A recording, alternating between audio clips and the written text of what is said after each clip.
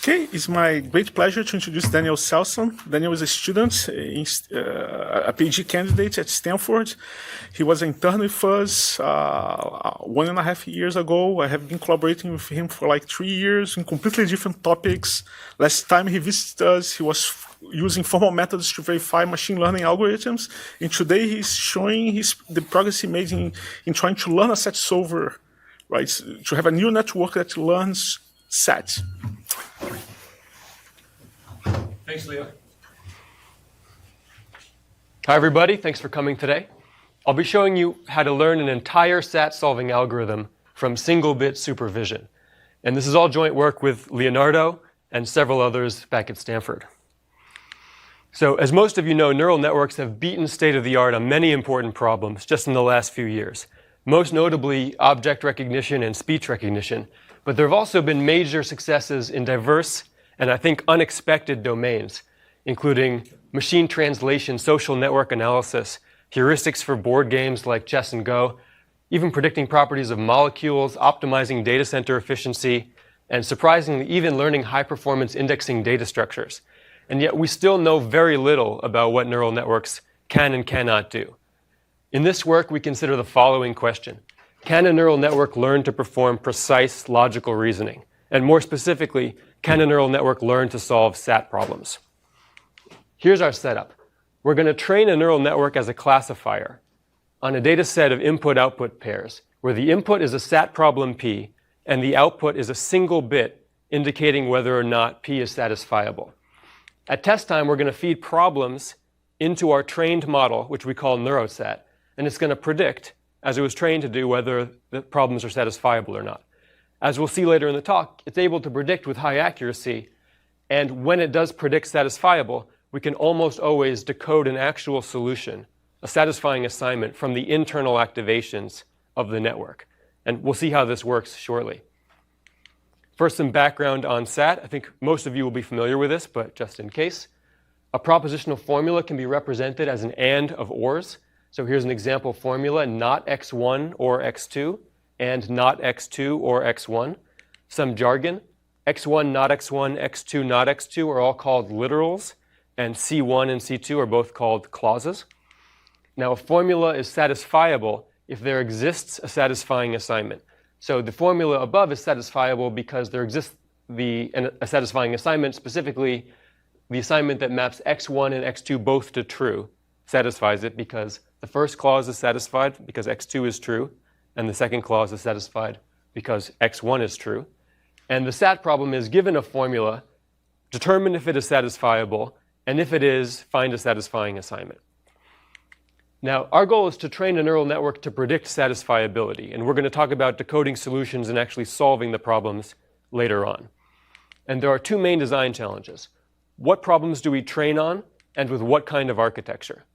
Let's talk about training data first.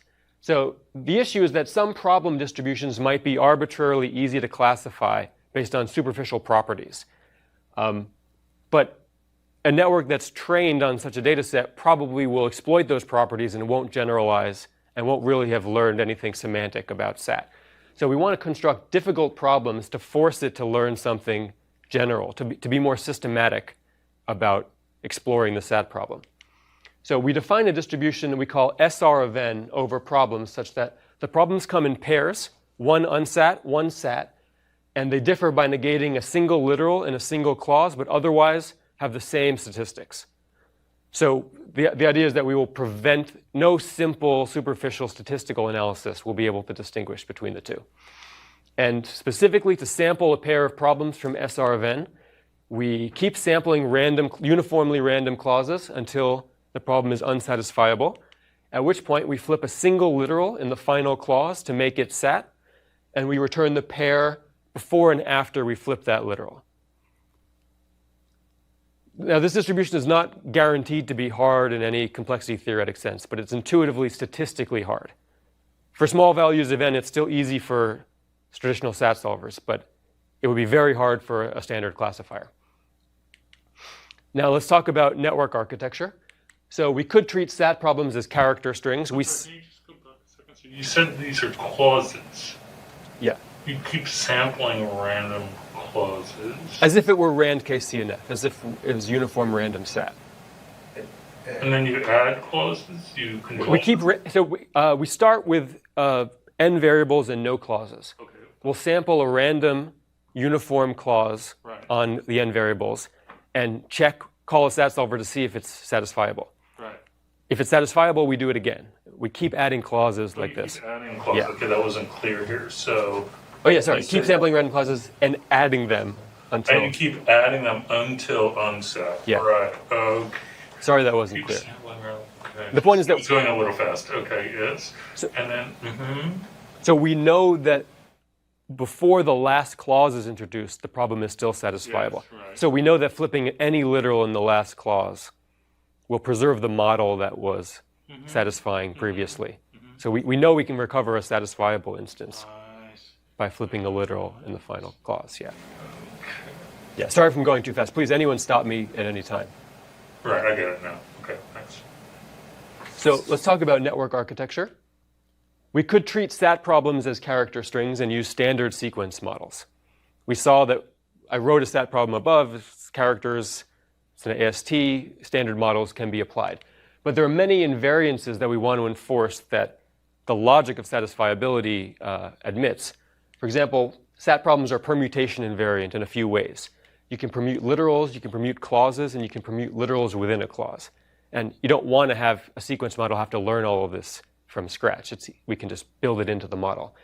They're also negation invariant, which means that you can negate every occurrence of any specific variable, also without affecting satisfiability. So we're going to try to build these invariances into our neural network model. And the approach is, given a formula like this, we're going to construct an undirected graph with a node for every literal. So there's a node for x1, not x1, x2, not x2, and a node for every clause, C1 and C2. There's going to be one type of edge between every literal and every clause it appears in. So there's an edge between x1 and C1 and x2 and C1 because C1 contains the literals x1 and x2. And there's also a separate type of edge, which I denote with a dotted edge here, between a literal and its complement. So x2 and not x2 are connected by the second edge, by the dotted edge, and x1 and not x1 are connected by that edge. Now, the basic idea of the model, which we call NeuroSAT, is we're going to maintain a vector embedding, some inscrutable collection of floating point numbers at each node in the graph. And we're going to iteratively pass messages along the edges of the graph. So a literal is going to pass messages to the clauses it appears in and its complement literal. Clauses are going to pass messages back to the literals that occur in them.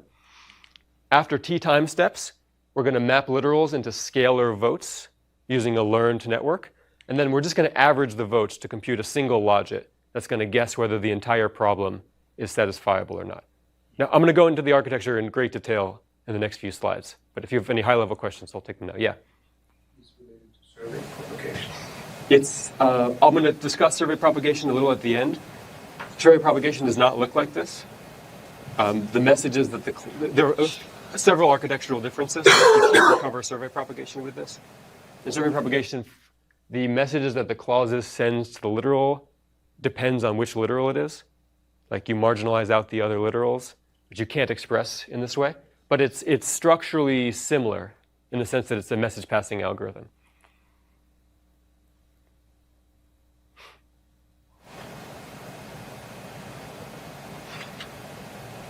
So here's the NeuroStep model in more detail. We have a bunch of learned parameters. So two vectors, the L init and C init, to initialize the embeddings for each of the literals and clauses.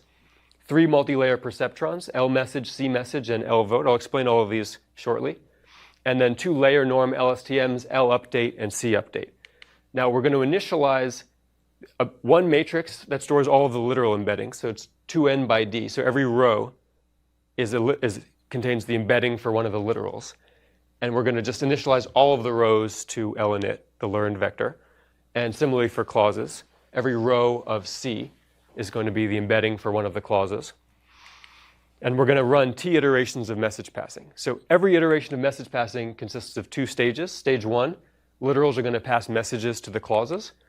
So here, all of the literals have embeddings, and they're going to send them to the clauses that they occur in. The clauses are going to sum the incoming messages and also get its previous state with this dotted edge and use the RNN, the C update layer norm LSTM to update its own embedding. And here's the matrix notation. It's hard to read, but it just says what I just said. You've got the literal embeddings. You apply this learned MLP to compute the messages, one for each literal. M is going to be the binary adjacency matrix. So this is just summing the messages and sending them to the clauses. And then the clause also gets its previous hidden state, and it calls the update LSTM. Now the stage 2 is similar. Clauses pass messages to the literals. The only difference here is that the literals get messages from the clauses. It gets its old state, and it also gets a different kind of message from its complement because of the extra edges in the graph. Intuitively, these dotted edges encode the constraint that they should probably not be equal. Yes? Sorry, what is the message? What are the messages? So every node has at every time step, every node has some collection of floating point numbers that represents something potentially inscrutable about that node. So at every time step, I have some vector here which represents something hopefully meaningful about the literal. Now, that's represented in this matrix L of T. L message is a learned neural network that takes those embeddings and computes some other vector of floats that represents a message. But I have no a priori knowledge of what that actually encodes semantically. It has the freedom to choose what those floats represent. What are the sizes of these vectors again? I don't think I said yet. We eventually run it with 128, but it's fairly arbitrary. That's a good number. If we had bigger hardware, we'd run it. Got it. Okay. Super. As big as you can get. It's related to problem size, potentially. Maybe. Potentially. Right. Unclear, actually. Oh, okay. Okay. Because reduction sometimes is useful, right? I mean, you don't always want. I mean, having a smaller vector potentially forces some abstraction.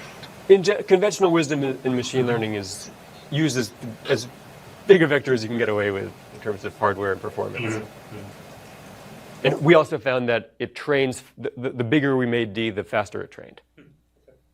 But it's not major. You can train these with 16, even with 8 floats. Okay. Yeah. And you're going to describe how you do the learning itself later? Yeah, although the short answer is backprop. But I'll explain the signal in a second. Mm-hmm. So here's the literals, and it's similar. I won't go through this in detail. It's identical, except for getting the complement of the literals as a separate message. It's the same as the clauses.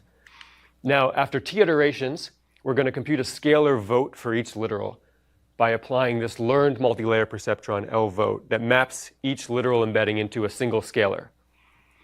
We're going to then average the votes to get a logit, which is just a single scalar for the entire network. And then we're going to predict satisfiability using the logit by just taking the sigmoid function, which is going to return something between 0 and 1. Now, we train with the cross-entropy loss. So we're using backpropagation to minimize the classification error on a training data set. Does that? What is the input to your training? SAT problems represented as graphs, and a single bit of supervision for each problem indicating 1 if it's SAT, 0 if it's unset. And so you use these pairs that you were mentioning earlier, sets of these pairs, large sets of these pairs. Yes, exactly. In particular, we don't tell it anything about solutions. We're just giving it single bit supervision for each problem. Let's talk about experiments now. So we're going to train on SR uniform 1040. The uniform part is not actually essential. It's just intuitively nice to use a curriculum here because it's going to be harder to induce structure on bigger problems. But we trained things without the curriculum, and it works just as well. And we're going to... Those variables clauses? 1040. No, uniform meaning we're sampling the number of variables from a uniform distribution between 10 and 40. Oh. The number of clauses is determined by how many we can sample before it gets unset. Right. And then we're going to test on SR40. Just some perspective on SR40. There's 40 variables, so there are a trillion possible assignments, about 200 clauses per problem, roughly 1,000 literal occurrences, so about 5 literals per clause.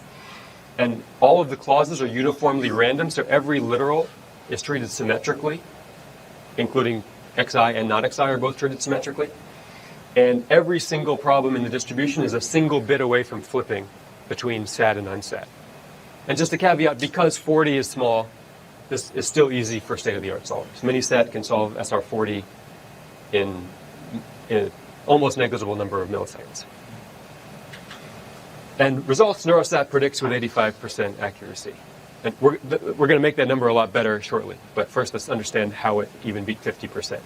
Yes? And so intuitively, what you learn here is for any pair of formulas, whether you have the original unsat or the one flipped with which becomes sat. That's what you're really learning here. Well, we don't tell Correct? We don't tell NeuroSat that these two, one is sat, one is unsat. They just get random problems Yes, but from when- this distribution. I see. So you do not, when you feed for the training, you do not say that this one was the unsat one and this was the sat one. Correct. We just feed the individual problems. But you tell. But we are labeled. But they're labeled, but we don't tell No, they're NeuroSat. labeled, so you do tell them. No, you Okay, don't. yeah. We don't tell NeuroSat that you should look at this pair. There's, yeah, the input in is not a particular. pair. Every single No, it's a individual set, problem. but it's effectively what. Okay, but that's not a criticism. I'm just trying to see what the intuition, if there is an intuition here.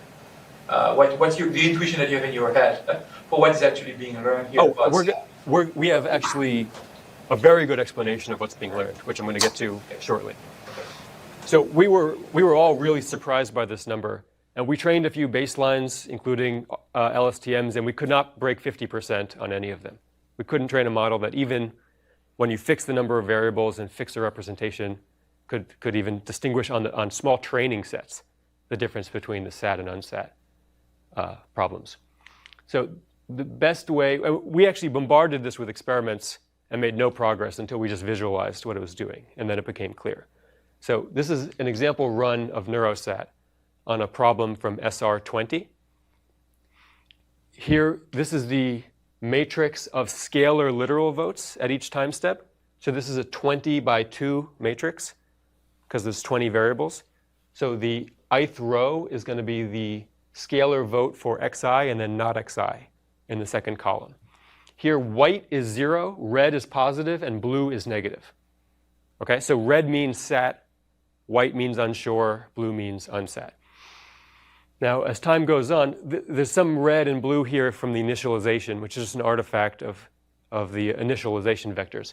But very quickly, all of the literals start voting unsat with low confidence. So light blue means roughly logit of -1, so assigning, say, 16% probability to it being sat.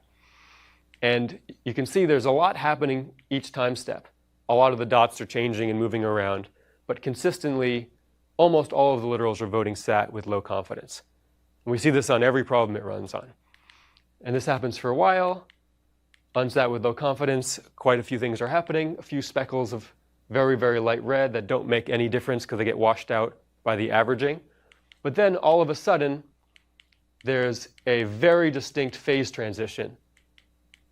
All of the literals start voting sat with extremely high confidence, and the network converges. So these light blues are about -1 logit. These reds are about +40. So this is 99.9999999% sure that these problems are satisfiable, and the network converges. And we see this for every problem that it runs on. If it's unsat, it looks like this forever. And if it's sat, it either looks like this for a long time or eventually, and sometimes, usually, eventually has this phase transition where it converges. Yes? Just to make sure, because I'm sorry, this is when you test, basically, not when you learn here. Yes, right? this is a problem that was not trained on. Okay. Yeah. So somehow around here it becomes extremely confident that this problem is satisfiable.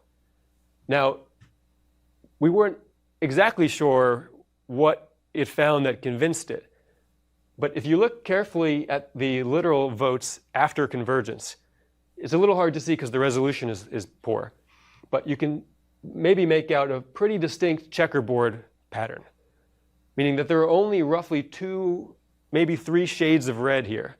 And for each variable, there's one literal that is distinctly darker than the other one. So you can see a bit pattern here. Do you guys all see it roughly? I wouldn't call this an equation, but okay, go ahead. You wouldn't call it what? Sorry, go ahead. So we hypothesized that maybe this is encoding a satisfying assignment, and that it had become so confident because it had found it. So we implemented a script to just try to just read this off and see if it's a satisfying assignment. And it turns out that it usually is a satisfying assignment, which suggests that the reason why it became so confident is actually because it had detected a satisfying assignment and knew that that indicated that the problem must be satisfiable. Now, at first I thought maybe the literals that are true in the assignment are voting SAT with more confidence, even though I didn't know why it would do that. It turns out that is not the case. Sometimes the literal that is voting lower, that is voting SAT with less confidence, is the one that's true in the solution. How did you expect the solution? You try both possibilities. So you try the thing that maps the one that's lower to true everywhere, and then you try the one that's, yeah. But this turns out to be an unreliable way to decode the solutions. It turns out that this bit pattern is just an artifact of the fact that the higher dimensional literal embeddings cluster according to the assignment. So at convergence, in the 128 dimensional space, the literals that are true are going to be in one cluster. The literals that are false are going to be in another cluster. And this bit pattern is just an artifact of the projection preserving that clustering most of the time. If you have two disjoint set problems and ran it through this, then one cluster could be the true and the other could be the false. I'm not. It's supposed that you have two disjoint sets of literals, and that appear in disjoint sets of clauses. Then would your learning necessarily correlate what is light versus dark in one cluster or the other? That's a good question. In that case, it is conceivable that you would end up with 4 clusters. The true ones for problem 1, the false ones for problem 1. My guess is that, we didn't test that, SR40 is fully connected. My guess is that the 2 clusters for the 2 sets of true literals are going to be closer together, and then if you 2 cluster, you'll still get the right solution. But I don't have a proof of that. But the clustering analysis suggests a much more reliable way to decode solutions, which is just directly cluster the higher dimensional embeddings. So here we can watch the 2-dimensional PCA projections of the high dimensional embeddings on a run from SR40. Now I've colored the literal, these are the literal embeddings, and I've colored them according to the solution it eventually finds, so you can see exactly what it's doing over time. These are just the last 9 time steps leading up to convergence. And you see it doesn't cluster at all, it's all mixed up. It's all mixed up. It's sort of starting to separate. Here it's starting to separate, but this is still, one literal is still incorrect. And then it pulls away, and then at convergence falls into 2 distinct clusters. And now this method of decoding is very reliable. And 96% of the problems in the test distribution for which it guesses SAT, this simple trick of 2 clustering will recover the satisfying assignment. So let's talk about solving, oh yeah. Because you didn't really use any supervision for finding the SAT. Do you have any sort of theory why? Yeah. So as I said before, the training distribution, the satisfiable problems and the unsatisfiable problems are statistically identical. There's no way for it to predict that bit based on superficial properties. It learned that the best way to predict that bit is to search for satisfying assignments and not to guess SAT until it found one, at which point guess SAT with extreme confidence and suffer no objective function cost. Yeah, I think it's an artifact of the distribution not permitting any other way of explaining the data. We're going to talk about training it on slightly different distributions later in the talk, and you'll see how the training data affects the procedure that it learns. So let's talk about solving the rest. Sometimes there are satisfiable problems for which it does not guess SAT. It will continue to guess unsat with low confidence. Here's an example. Just keeps wandering around. But because NeuroSAT is inherently iterative, we can just run it for more iterations and see what happens. So we run this for a long time. Fast forward to round 137. We only trained and tested so far on 26 rounds of message passing. So this is 5 or 6 times more rounds than it ever performed during training. And all the literals are still voting, unsat with low confidence, few speckles of red, and then round 150, bam. Phase transition, extremely confident in SAT. The literal embeddings converge, and once again, this bit pattern will usually encode a satisfying assignment. And the clustering technique is even more reliable, as always. Now, here's a graph showing the percentage of problems from SR40 that it solves as a function of the number of rounds of message passing. So it solves about 70% at 26 rounds, which is what we trained it on. But as we run it for longer, it continues to solve more and more. By about 1,000 rounds of message passing, it's solving just about 100% of the problems in the test distribution SR40. And this is solving end-to-end. This is not just prediction accuracy. We are decoding solutions for almost 100% of the problems in the test distribution. And curves like this are, I think it's fair to say, fairly unprecedented in machine learning. Usually, algorithms are not iterative, and even when they are, they don't just continue to do better when you run longer. So for unset, can you get unset covers out? We're going to talk about this later. Right now, no. Right now, it wanders around forever. When trained on SR40, it will never become confident in unset. But we're going to talk about this later. We have a few cool experiments. Now, it would be implausible to solve much bigger or harder problems with only 26 rounds of message passing. You can imagine that it's just not possible to reliably solve big, hard problems with so few rounds. But because we can run for more rounds and it continues to search effectively, it's conceivable that we can actually solve problems that are harder. And so let's talk about scaling to bigger problems. Here, this purple line is the same line I just showed you on the previous graph. And we're plotting the same lines for SR of n for larger n. So SR of 80, SR 120, SR 160, and SR 200. And we see similar curves where for SR 80, instead of 70%, it's only able to solve maybe 40% when you only run it for 26 iterations. But as you run it for up to 1,000, it's solving about 90% of the problems. And even SR 200, which is substantially harder problem, and NeuroSAT is now starting to noticeably slow down on, it solves under 5% for the number of rounds it was trained on, but it gets up to almost 30% when you run it for 1,000 rounds. Now again, although from a machine learning perspective, the fact that these curves go up at all when you extrapolate the number of rounds is interesting and impressive. But it also suggests that the algorithm as is highly incomplete.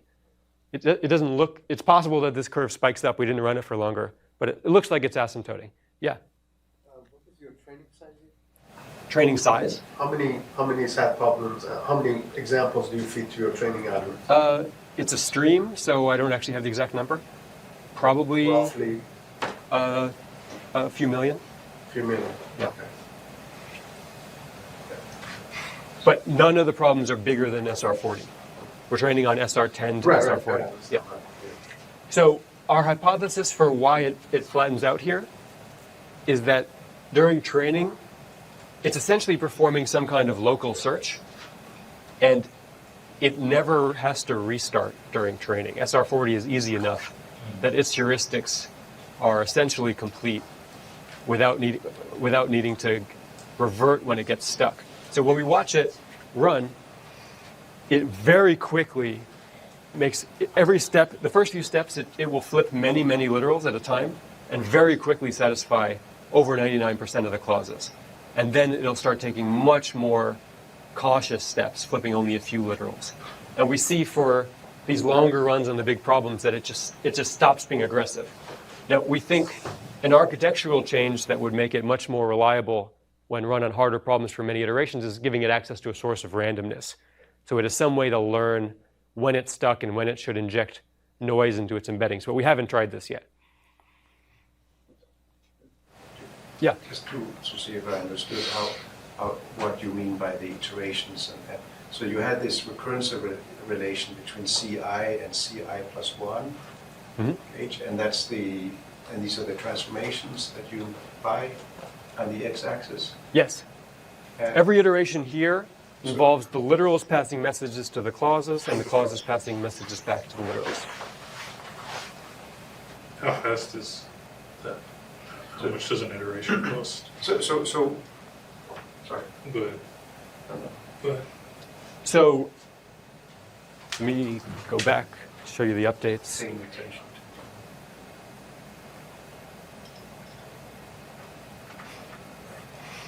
So it's applying a single neural network here, which is as fast as applying that is. In this case, it's a 3-layer neural network, so it's just basically a couple matrix mults.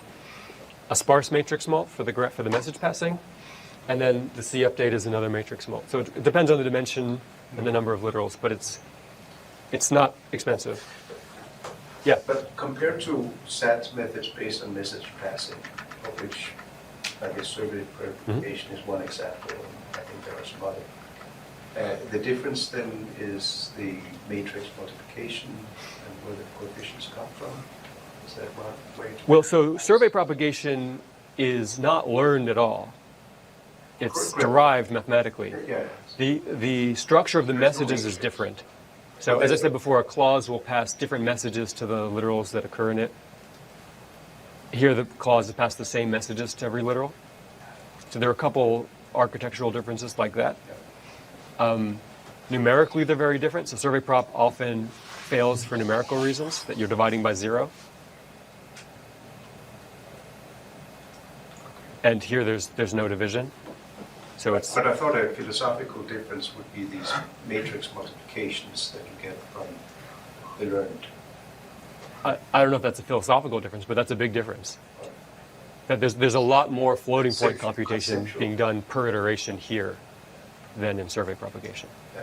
Survey propagation, it's a few multiplications and divisions on a single float for each literal and clause. Yeah. I'm not sure I understood the comment that you made earlier about the training. So for each of these 5 here, you have different training sets that you use? No, this is all, sorry. Everything we're talking about today until the very end is just trained on SR Uniform 1040. Okay. This is all extrapolation to bigger problems. This has not been retrained. So SR10, what SR 1040, what is that? Sorry, SR Uniform 1040. Curriculum, training on SR somewhere between 10 and 40. The N is randomly sampled between 10 and 40. So for 80, for instance, so the training set, so basically what's going on, so so the algorithm is picking up patterns that are learned. what? The algorithm is intuitively picking up patterns that are learned from smaller instances, correct? Between 10 and 40. Like if you get to 200, try to detect these patterns somehow, correct? I don't think that's the best way to think about it. It's not the way I think about it. I think that there are very few patterns it's exploiting. And it rather than looking for patterns, it has synthesized a local search algorithm, which is what makes it generalized, where the patterns would... What evidence do you have for your interpretation? So for instance, well, we know, yeah, so I think, let me go back to the video of it in action. I think this is actually... This is a visualization of the iteration of the algorithm. It doesn't show necessarily a pattern learned that is being identified in a test sample. I mean, how do you see? I'm not sure I understand the distinction. I think this is rock solid evidence that it learns that it needs to somehow search for satisfying assignments, and that is the best way to explain the supervision bit. But how does it find this? Oh, that I can only speculate. It's by pattern recognition. That's what machine learning does. Well, so I have one relevant experiment here, trying to tell whether it was doing local search or global search. It's not clear, so we can decode the solution by doing this 2 clustering technique at the end. It's not clear that if we cluster, it's meaningful before convergence. But we hypothesize that maybe it is an inconsistent assignment before convergence, and we tested what properties that assignment had. So when we do this, we see that the number of clauses satisfied increase monotonically very quickly. and rarely go down. And we see that the number of literals that are flipped at each time step starts out high, and as the number of clauses satisfied goes up, the number of literals flipped goes down. So qualitatively, it looks a lot like local search, some kind of annealing. But it's not clear what stronger evidence would constitute, because ultimately the algorithm is inscrutable. I can't read the matrices and understand specifically what it's doing. And we know somehow that it's also getting stuck from the graphs on the larger instances. Yeah. Because it appears to be plateauing. Yeah. So it's not learning enough or backtracking enough to go search some other space. Because it seems like, so it's limited in what its scope somehow. Yeah. Because of the size. And I think, and the lack of needing to do any kind of restart during training. It's just not prepared for such hard problems. Yeah, right. Okay. Are you satisfied? Do you have another hypothesis for what it's doing? Well, another experiment that might be interesting, if you were using just a sequence-to-sequence based on strings, string encoding of program instances, how good can you approximate your result? If they are the same quality... We implemented a baseline and could not beat 50% on the classification test. I see. There's two reasons why I think those approaches can't get off the ground. One is that there's no obvious way to deliberate. I mean, to deliberate, to run for a long time. I mean, a crucial part of NeuroSAT is that it's iterative, that it can think longer. A single pass over a sequence is very unlikely to be able to solve NP-hard problems. But also, it just has to spend all of its time learning the invariances that we build in is another thing. There's so many different permutation variances, exponential number of... But if you were to normalize the input, for instance, by you sort for each clause literals by name, and you could get out of that and still have a string. So that would perhaps help then have to test the pattern theory, so to speak. That a simple pattern recognition somehow would be helpful in this context. I don't know. Maybe. I would be very surprised if somebody could beat 50% with something that didn't have this iterative formulation. But I would be thrilled to be proved wrong about that. Yeah. So with regard to this, picking up the patterns, you mentioned that you use this SR distribution because you don't want to pick up some random. Yeah, we designed it to try to prevent it from being able to exploit Right. patterns. So did you actually do the other experiment of complete running a randomly generated, data set and see what the accuracy is? Unfortunately, no. We've trained on regular random SAT at the empirical threshold, and it does perform well also. But that's almost as patternless as our distribution, because all of the literals have the same statistics, even though there's not single bit separated. Most of the problems at the empirical threshold are going to be... Which set is this? Which data set is So the data set we generate, SR of n, Right. is very similar to the standard uniform random SAT problems. Okay. The only difference is that we adjust the number of clauses specifically for each problem to find the exact threshold where it flips from SAT to unset. But what you can do is you can just sample for a given n, that threshold is usually at the same number of clauses, roughly 4.27 clauses per variable ratio.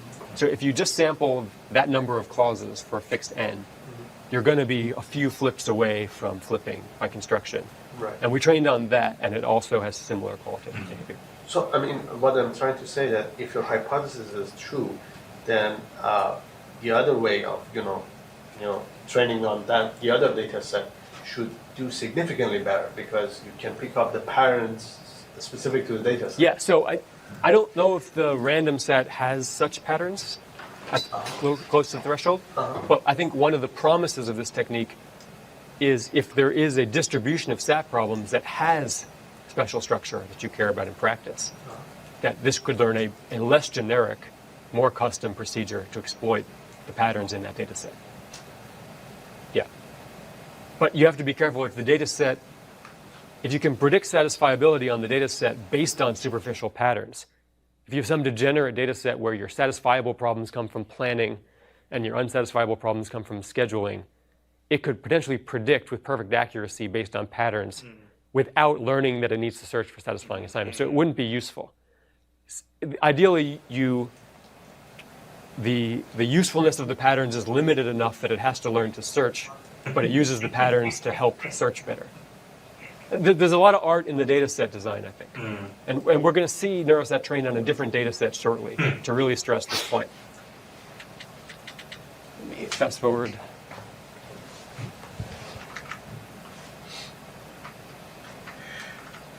Okay, let's talk about generalizing to other domains. So all the test problems so far have been uniform random, which may have its own statistical idiosyncrasies, or it may just, it's just inherently uninteresting to some extent. There are an incredible diversity of possible SAT problems. Almost hard to conceive how the simple formalism can express such a great variety of different kinds of problems. Any problem in NP can be reduced to SAT, and the structural and statistical properties can really vary wildly. So a natural question is, does NeuroSat trained on the random problems generalize to other domains, or is it just exploiting properties of random SAT? Now, to test this, we generated a suite of diverse SAT problems. So first we generated random graphs from a bunch of different random graph distributions, Barabasi, Erdos-Renyi, Forest-Fire, and a few others. Small graphs, all of them look roughly like this, about 10 nodes, 17 edges. For each graph, we generated k-coloring problems, k-dominating set problems, k-clique problems, and k-cover problems, all for a range of k, where we choose k so that at the hard end, under 50% are satisfiable, and at the easy end, all of them are satisfiable. And if you look at this graph, yeah, I think, if I remember correctly, this is a 4-clique, and I don't think there's a 5-clique. If you can look at, at least with pen and paper and some thought, you can solve all of these problems, but they're not perceptually obvious. They require reasoning and some kind of search, even for humans. But again, trivial for a SAT solver just because of the size.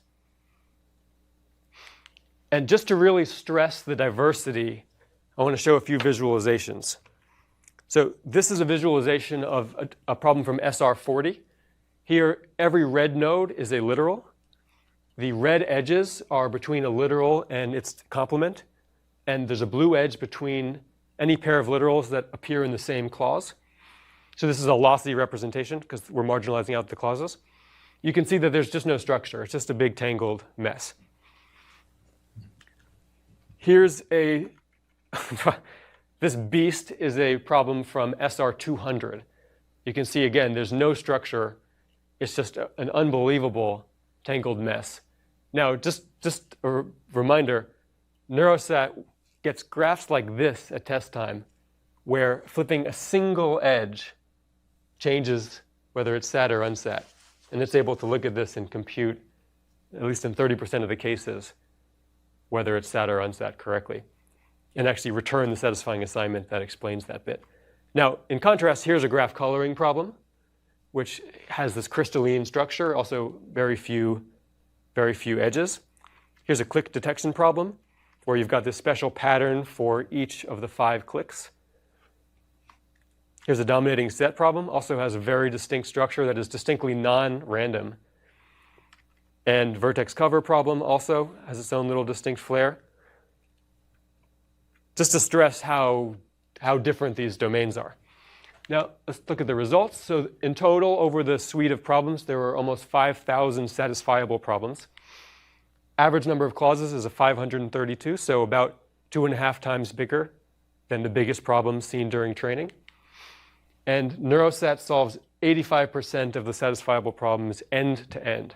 So again, it's just trained on small random problems for 26 iterations, and now it's solving, and it's finding solutions to 85% of problems that are bigger across a suite of different domains. And in contrast, the percent solved by survey propagation end to end is 0%. So survey propagation just simply doesn't work on these. It usually doesn't converge, or it keeps oscillating between 1, 0 and then 0, 1. It's not completely a fair comparison because survey prop is not designed to solve problems end to end. It's usually used in decimation, where it provides a heuristic for which variables to set. But I keep this number here to stress that, as far as I know, we don't know of a message passing algorithm with qualitatively similar behavior to NeuroSAT. So it hasn't just relearned an algorithm that we know about. It's doing something new that we don't know how to explain. Yeah. But for the random problems, survey problems. Oh yeah, random problems. I haven't run it on SRN, but on RAND-CNF, survey prop will solve a decent fraction of Right. it. But Fewer than survey NeuroSet. problems, it's just. It doesn't work. Yeah. So ironically, survey propagation is derived mathematically without reference to random SAT and doesn't generalize to non-random SAT problems well.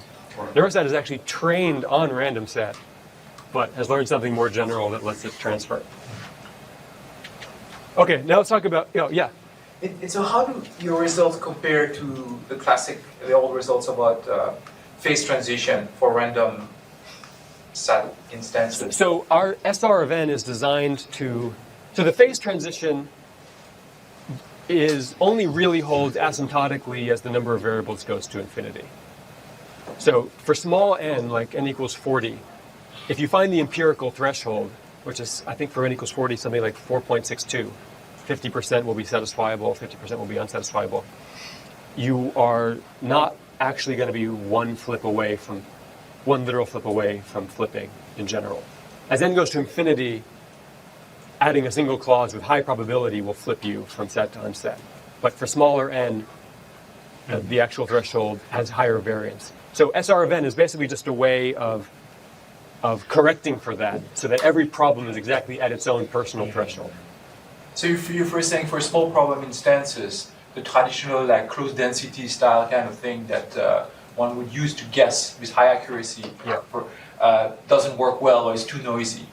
Yeah, there's variance about where that threshold is going to be for small n. Right. But on the other hand, is there a plausible explanation somehow using like a randomized algorithm that could explain that somehow perhaps these randomly generated problems that you consider are quote unquote easy to solve with this kind of a probabilistic point of view, like equivalent of explaining how the old phase transition phenomenon occurs, basically something equivalent. Yeah, so I have empirical evidence against that, which is that, as you would expect, since it's essentially at the threshold, mini-SAT will really start to grind as n gets bigger. In fact, because our k's are bigger than 3 on average, about 5 on average, mini-SAT will start to grind more than it would even for a random 3-SAT as n gets bigger. So what about SAT that comes from problems people use in practice? Like, did you run it in SAT competition? We didn't.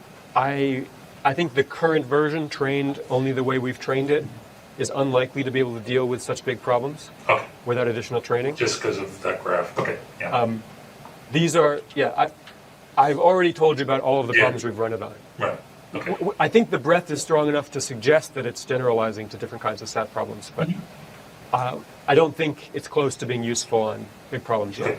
Just a quick thing, perhaps, but your reference to mini-SAT, and I don't know exactly what it does, but it's not a proof that such an algorithm doesn't exist. That the randomized algorithm. It's just, I don't know how it's related actually to what I just asked, but anyway. So I say, is there a randomized algorithm that could basically explain why this class of random programming instances that you consider is easy or hard to solve or to guess whether it's at this or not? So, and then you answer, there's a tool called mini-SAT that hard time doing it or something. Okay, there's also, I'm not so familiar. How is it relevant? I'm not so familiar with the theory on the difficulty of random SAT instances. My understanding, and maybe Leo can correct me, is that at least as n goes to infinity, at the threshold, the problems are thought to be exponentially difficult. Now, n is small here, so we don't have any specific proof for n. We're not actually sampling at the threshold, we're sampling at this problem-specific threshold. But I believe that there are, if not theoretical results, theoretical conjectures. It's a heavy hard problem in general. I have no idea. It doesn't type check what you just said. No, but I don't want to. No, but if you're sampling the number of clauses below the threshold, it is known to be easy. So survey propagation with decimation I see. can solve Okay, thank you. like 99% of the problems with n, I think 100,000 if the clause to variable ratio is just a little bit under the threshold. Okay, We know those are easy. I see. Okay, thank you. But we are trying to make these as hard as possible by sampling at the Yeah. threshold for smaller n. Yeah. But I don't have any proof that these are hard, and I'm not relying on it for any of the takeaways from NeuroSat. Sorry, what is the threshold again? Yeah, so if you have n variables, and you're sampling clauses uniformly at random, let's say with all clauses have 3 literals in them. If you only sample a couple clauses with high probability, it's going to be satisfiable. If you sample 1,000,000 clauses with high probability, it's going to be unsatisfiable. The point is that for every fixed number of variables, there's some number of clauses where there's a 50% chance it'll be satisfiable and a 50% chance it'll be unsatisfiable. And those are the hard regimes. So if there are 1,000,000 clauses, it's probably going to be unsat for a simple reason. You probably sampled just some small unsat core. And if there's no clauses, it's satisfiable for a simple reason. Anything you try is going to work. And it's difficult right at the threshold. But again, this is not particularly relevant to NeuroSat or the claims or takeaways from this project. Okay, let's talk about detecting unsatisfiability. This is what you asked about before. So NeuroSat, at least trained on SR uniform 1040, is never confident in unsat. It searches indefinitely. It searches poorly indefinitely, meaning it stops taking big moves and it gets stuck, but it searches indefinitely. And it always guesses low confidence unsat until it finds a solution. Now, detecting SAT and unsat are very different problems. Now, proofs of SAT are just variable assignments. In particular, they fit in NeuroSat's memory. NeuroSat has a memory as a couple floats for each literal, and it just needs to represent a bit mask on those embeddings to be able to encode the satisfying assignment. Whereas proofs of unsat vary. So there are some trivial proofs of unsat. So any formula, no matter how big, if it has the clause x1 and the clause not x1, is unsatisfiable. You don't have to look at the rest of the problem to know it's unsatisfiable. But others require exponential time or space to establish unsatisfiability. In some proof calculus where the objects are potentially unbounded and in particular will not fit in NeuroSat's memory. So even if it was able to use some kind of stack data structure, we wouldn't be able to trivially decode proofs because they won't even fit in the final embeddings for NeuroSat. But we hypothesize that if the unsatisfiable problems in the training set have short proofs, NeuroSat will learn to find them. And to test this, we generated a data set where, like SR of n, the data comes in pairs, one sat and one unsat, and they differ by negating a single literal and a single clause. But this time, by construction, the unsat problems have small unsat cores. And we do this in a simple way. We define this new distribution SRC and U, where U is an unsat core. And we start with a small unsat core U over a small number of variables, k less than n. We're going to flip one literal to make it sat. We pick the unsat core so that this works. We add clauses as long as it remains satisfiable, so until it becomes unsat. We flip the same literal back in the unsat core to reintroduce the unsat core. So we have a satisfiable problem here, and then we reintroduce the unsat core by flipping a single literal to construct the unsatisfiable problem. And we return the pair before and after that final flip. And we train NeuroSat on SRC40U, where U is sampled from a small fixed set of cores. I think we used 4 cores. Pigeonhole 2.1, Pigeonhole 3.2, the Rivist unsat core, and one other. And Also return the core. we're going to talk about this. So NeuroSat is only trained as a classifier, and we're going to see if we can decode the cores. Oh yes, okay. So you don't return the core. Well, NeuroSat, the interface doesn't a priori return the cores. Yeah. Sorry, I forgot that you also, for the SAT, you reproduce the assignment. Yeah. And the results, we get 100% accuracy on the test set in 5 minutes training. It's a much easier problem than the first distribution, which you would expect. Now let's see how it actually works. So here's a run. We call this NeuroUnsat, by the way, when we train it on this, just to keep them separate. This is the same kind of visualization we saw before. And the first 6 rows correspond to the 6 variables that are part of the Unset core. So this is PP3, pigeonhole principle 3.2. And you see that these are voting Unsat. It clearly recognizes that those 6 variables are worth looking at. It does some kind of computation and eventually concludes that it's not an Unsat core, and then all the literals start voting Sat. In contrast, here's the same problem, but with the Unset core reintroduced. It starts out almost identically, doing some computation on the 6 variables involved in the core, and eventually concludes that that actually is an Unset core, and all of the variables in the core vote Unsat with extremely high confidence. This is black. This is like -100 logic. So this is extremely high confidence and completely outweighs these +1, +2s.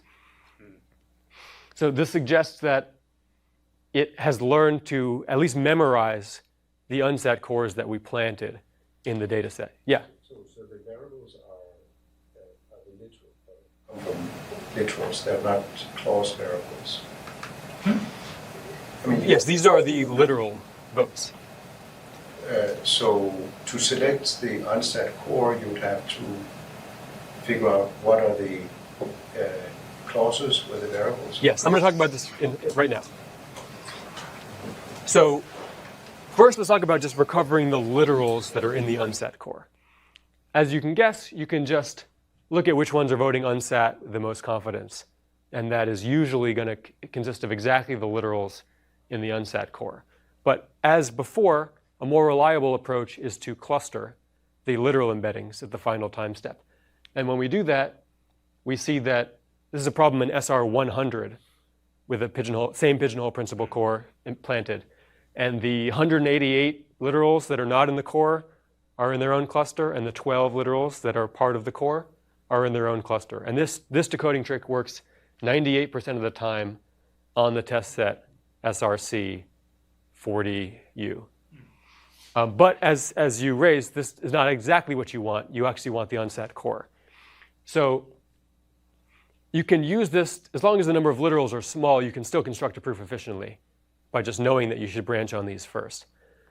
The reason why we don't get Unset cores is that we're using, the literal embeddings are forced to be more semantic because we're using them to vote about satisfiability. If the architecture were, our aim was to get Unset cores, we would predict based on the clauses instead of the literals. And then the clauses would be more semantic and would cluster. But we don't test this, partly because during training, we batch together problems that have the same number of variables and different numbers of clauses. So it's just the way we set things up, it was easier to batch where we only predict from the literals since the number of clauses change. But in principle, with a more clever system, you can predict based on the clauses or both, and then potentially get the Unset core directly. But it clearly has the right semantic information. It clearly knows about the Unset core. All right, let me summarize the results so far. We trained NeuroSet as a classifier on random problems for a few dozen iterations per problem, and it works well as a classifier. It learns to solve the problems on its own in order to explain the supervision bit, and we can almost always decode a solution when it guesses SAT. It extrapolates well, so we can run it for more iterations. It can solve much bigger problems, not with perfect reliability, but quite often, and it can solve problems from a wide range of domains. Lastly, it learns different algorithms depending on the training data. So in SR40, where we don't think there are small Unset cores, it learns to search for satisfying assignments. And in SRC40, where we plant the Unset cores, it learns to detect them instead of searching for satisfying assignments. Now, I want to share what I think are the main lessons and takeaways from NeuroSat. First, to answer the question I posed in the beginning, yes, a neural network can learn to perform precise logical reasoning. It might not be perfect, it might have some extrapolation errors, but for the most part, it clearly knows when it has found a satisfying assignment. And this is a bit-sensitive property. It's sensitive to individual bit flips in the input, and so forth. Two, I think this is the most interesting part. Stochastic gradient descent, or backpropagation, alone can find such programs without any discrete search, even with very weak supervision. So it's almost amazing, but the search algorithm emerges smoothly and gradually from backpropagation. there's no moment where it learns to search. The accuracy just gradually goes up and up during training, and by the end, it has synthesized a search procedure. But there's no moment when it does that. There's no discrete search. It's a smooth process. It's such an alien computational model that it's hard to even imagine, but this is what we found.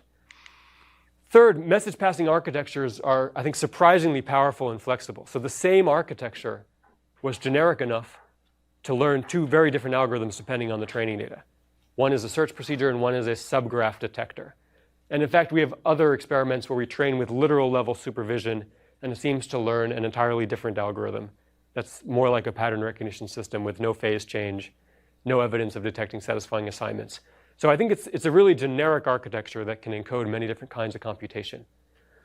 And fourth, random training data can be useful. So conventional wisdom is that random training data prevents learning patterns, and that if you train on random data, it's extremely unlikely to generalize to problems that you care about. But we actually make use of this property. We use random training data to prevent learning patterns, exactly to force it to learn an algorithm. We force it to be more systematic. We don't think that there are enough patterns to exploit in SR40 to be able to predict that bit without being more systematic. And we use this to our advantage. And finally, I want to just talk about SAT solving in practice very briefly. So modern SAT solvers, as most of you know, are extremely well engineered. They can solve problems, real-world problems, with literally millions of variables. They're really among the technological marvels of our time. In contrast, NeuroSAT, at least as is, trained in the regime that we trained it, is vastly less reliable and efficient and scalable than state-of-the-art. I want to make that clear. However, we still have no idea what NeuroSAT is and is not capable of. So we really only trained on toy scales so far. We trained on small random problems for a few dozen iterations for a few hours on a single GPU. And conventional wisdom in machine learning is that scaling alone can be extremely powerful. And it's a mistake to assume you know an upper bound on how well your system is going to do until you really scale it up on more data and bigger hardware. And also there's a lot of potential room for improvement in the architecture itself. We talked about giving it a source of randomness as one way that might let it synthesize a much richer search procedure. And lastly, the hardware projections are extremely favorable for this kind of approach. So hardware used by traditional SAT solvers, as you all know, has stagnated and the free lunches are over. In contrast, the neural network hardware renaissance is just beginning. And one day, a descendant of NeuroSat might actually be able to beat state-of-the-art, although we have no evidence of this right now, and I don't think it's right around the corner. But 10 years out, if the hardware improves by 1000x, I think it's possible. And that's all I have. Thank you. So in the area of neural nets, people have been adding all sorts of exotic memories, and the obvious thing is a stack, right? And so do you have... That's a great question. Regarding adding new memories to this? So before we came up with the Unset core experiment, we were trying to get it to do exhaustive search, and we gave it access to a neural stack, and it didn't use it on SR40. I think we could have come up with training data regimes where it was in its incentive to use it, but SR40, it's able to explain it by searching in the number of time steps we allot. Yeah, right, I see. But I think it's a good idea. Yeah. Intuitively, it's what it needs to be. Right. Yeah. Right. And in general, I mean, I think when you're learning programs, I mean, there's the whole, thought that, well, to make the neural net more comprehensible, let's give it some basic data structures we do understand and have it use these, but I don't know how successful that's been. I think and also control flow and, program synthesis sort of says, well, let's try to do the machine learning and get a readable program out. And well, anyway, that's a whole other topic. But I think the algorithm it learns could not be converted to a simple, reasonable program. Right. Most neural nets, we don't have a chance really of extracting these things right now, although there's been some work on getting decision trees out of neural nets. I really haven't followed that. I think this project is some evidence that we might still be underestimating how powerful the algorithms that it learns, the incomprehensible ones that it learns, might be, even without being able Right. to extract But something. there's also something interesting, which is like you are doing fixed point iteration, whereas a lot of the uses of the trained models are one shot, Right. right? And so there's also you're inherently doing a fixed point with no convergence guarantee, but right, that's also sort of novel, isn't it? Because in a lot of applications, we just simply don't have the time, right? We need to look at the picture and very quickly classify. There's a pedestrian in the scene, right? But here, you're working in a regime where, well, the SAT solver can take time. We can also just you have a model that's iterable. Yeah, it's partly that the problems are hard enough to merit the extra computation. Right, exactly. So there have been actually a lot of projects in the last few years that use a similar message passing architecture. Yes. But they usually only run for 3 or 4 rounds. They're doing something heuristic, not procedural, like they're predicting links on social network graphs or something like that, where it's not clear that the extra computation helps. I don't think they've shown extrapolation to more rounds improving performance at all. Right. I think part of this is, going back to the Unset core visualization. In NeuroUnset, it does not make use of more rounds at all. If you run it for one more round, it loses this information. It doesn't even converge. It's learned this very precise algorithm to end up here at the right time. Yes. And it has no reason to to preserve that information. So it's really an artifact of the training regime that it was incentivized to learn something that would extrapolate to more rounds. And part of the reason is that these unset cores, it's the same unset core each time. So it's only 4 different subgraph detectors it needs. It can time how long it takes. Whereas for searching for satisfying assignments, it's going to find them at different iteration numbers. So it needs to learn to preserve that information. So it learns to converge around those. Even though it's not trained for more iterations, it at least learns convergence. Because sometimes it's going to find it on iteration 5, sometimes iteration 15, and it's penalized very heavily for losing the solution that it found. Okay. Cool. So if you threw randomness into this and parallelized, you might bump up those curves a bit that you showed for the larger instances. That's your feeling is. I think for us, SR200, we could get 100% accuracy. Really? I mean, we're not randomization, just adding random. Well, and just training on up SR100, SR200. Oh, sure. You're doing the training there. Yeah. But it would be nice to just train on smaller instances and then maybe just have some technique to boost. Yeah. So I don't know how. I think empirically 40 is not hard enough to make it need to learn something that can do restart. Got it. I see. Maybe at 100 it can learn something really general that would extrapolate to much bigger problems. I don't think you need to train on exactly the size you're going to test on. No, sure. But you need to train on something that is qualitatively in some similar ballpark of difficulty. Or at least it's hard enough to require you to learn the tricks you need to solve the bigger problem. No. Yeah, one of the things I really want to stress is just how sensitive what it learns is to the training data. It will learn essentially the simplest thing that lets it predict well on the training data. And if that simple thing is not what you need to solve the harder problems, it will not solve the harder problems. No. Yeah. Oh, were you raising your hand? Sorry, I thought this was... Yeah. Is your data also available? Yeah, so the model and the training data generators are all online. Oh, okay. Code is here, and the archive paper is there. Yeah. Cool. Okay, thank you.